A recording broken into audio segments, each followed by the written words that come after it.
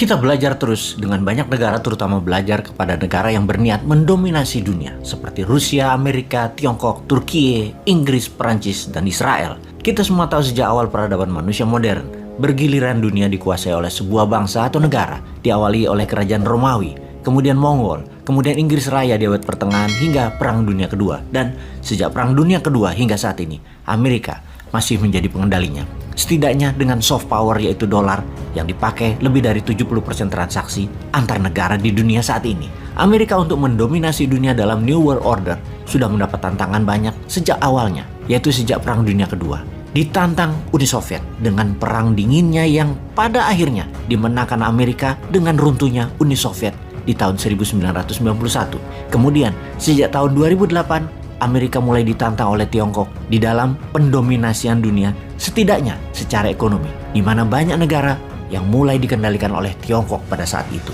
Di mana negara-negara di bawah pengaruh Tiongkok tersebut mulai berani mengatakan, kami tidak perlu Amerika lagi. Yang puncaknya di tahun 2017, perang dagang dua negara dimulai. Kemudian sejak saat itu, persaingan keduanya mulai di mana-mana dan kemana-mana. Eskalasi persaingan awalnya dagang kemudian ke langkah militer di tahun 2022 ini menarik untuk diperhatikan, dan sebagai negara, Indonesia harus selalu mewaspadai efeknya dan punya langkah antisipatif. Apa bukti ketegangan Amerika Tiongkok ke arah militer? Sebuah fakta pada Shangri-La Dialog beberapa saat yang lalu di Singapura, Menteri Pertahanan Tiongkok Wei Fenghe agaknya sudah tidak basa-basa lagi menantang Amerika dalam hal militer tentunya, yaitu dalam urusan Taiwan. Menhan Tiongkok tersebut berkata dengan kalimat, kalau Taiwan menyatakan kemerdekaannya, itulah masa Tiongkok akan menyerbu Taiwan, dan siapapun yang membela Taiwan akan kami libas. Ini pernyataan sangar bin berani. Saat ini dunia sedang menganalisa pernyataan tersebut karena hal itu ibarat melemparkan air dari gelas ke muka Amerika secara langsung. Beranikah Amerika bertindak membela Taiwan? Ada dua hal yang akan kita diskusikan dalam video narasi kali ini, yaitu kemunafikan Amerika dan strategi Tiongkok mendominasi dunia. Kita ke Amerika terlebih dahulu. Ketika Joe Biden terpilih menjadi presiden Amerika, platform kampanyenya adalah Reviving America atau menghidupkan kembali Amerika, yaitu semangat keamerikaannya dibangun. Dimana kita tahu Amerika punya propaganda sebagai negara yang disebut land of opportunity, land of the brave, land of freedom. Dan hal itulah platform kampanye Biden yang mau dihidupkan kembali semangat keamerikaannya tersebut.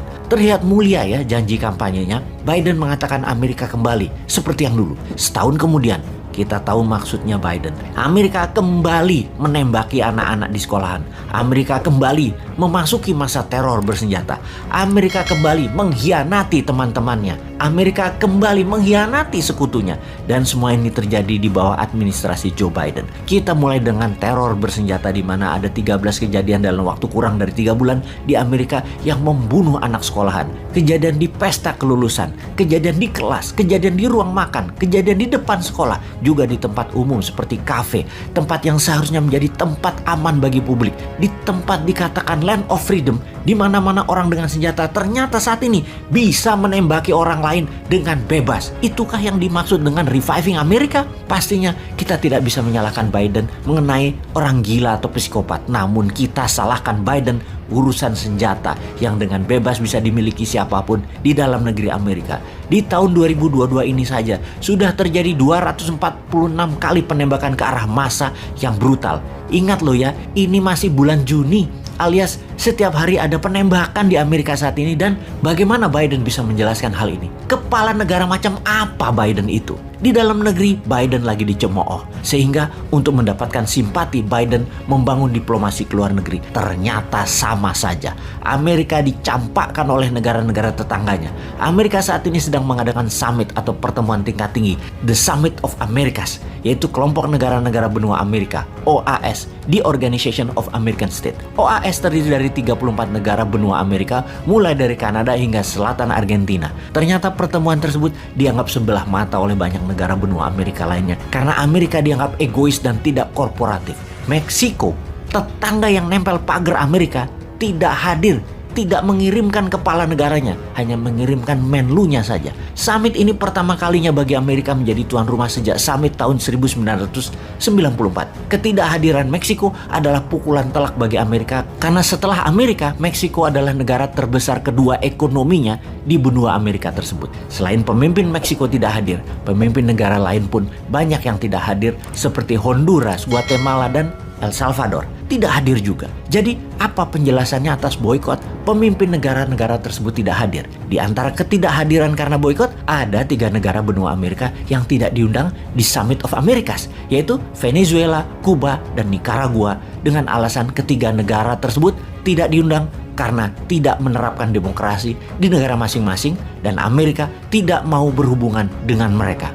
Ketika mengatakan tidak mau berhubungan dengan negara yang tidak demokrasi, Amerika ternyata di hadapan dengan Tiongkok beda. Amerika ciut, tidak bisa apa-apa. Tiongkok bukan negara demokrasi, tapi merupakan mitra dagang terbesar Amerika. Jadi kalau melihat Amerika sok-sokan menekan negara Amerika lainnya yang tidak demokrasi, ya Tiongkok ambil peluang. Tiongkok menjadikan mereka mitra dagang, di mana minyak Venezuela misalnya diambil semua oleh Tiongkok. Di negara-negara yang tidak hadir di Summit of America, baik karena boikot atau tidak diundang, semuanya adalah mitranya Tiongkok, mitra dagang dan bisnisnya Tiongkok, terbesar bahkan. Dengan semua peristiwa tersebut, Biden harus memperbaiki Amerika dalam dan luar negerinya. Namun di luar negeri, tanpa Meksiko yang sudah diambil Tiongkok, kemungkinan kecil Amerika bisa berjaya kembali. Sahabat, inilah masa kita memahami dan mengambil peluang berdaulat, sebuah informasi dan peluang bagi mereka yang paham bernegara.